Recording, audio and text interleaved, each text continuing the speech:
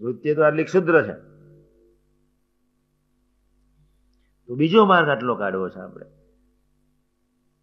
Automatic ice cream નીકળી જાય, automatic જગત નીકળી જાય, અને એક જ માર્ગ છે આત્મીયતાનો, નો ઓલ્ટરનેટિવ.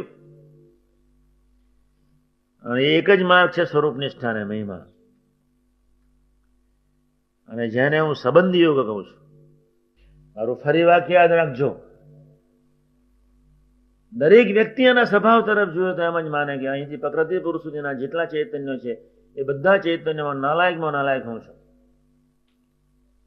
એવા આપણે સૌ છતાં મોટા પુરુષે આપણા તરફ નથી દોષ જોયા, નથી ગુણ કાંઈ જોયું નથી. તમારું કાંઈ મારો સંબંધ એ જ એક સર્વોત્તમ ચીજ છે. બીજી કોઈ ધરતી પર ચીજ નથી. સંબંધ એ સર્વોપરિતા, સંબંધ એ સર્વોત્તમતા. સ્વરૂપનિષ્ઠ સેવક 24 કલાકની હરેક સેકન્ડ ગમતામાં જ વર્તે.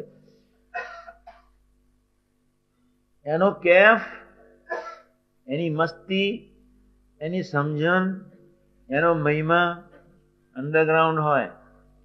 નાનજી બાપા જેવો છલકાય નહીં.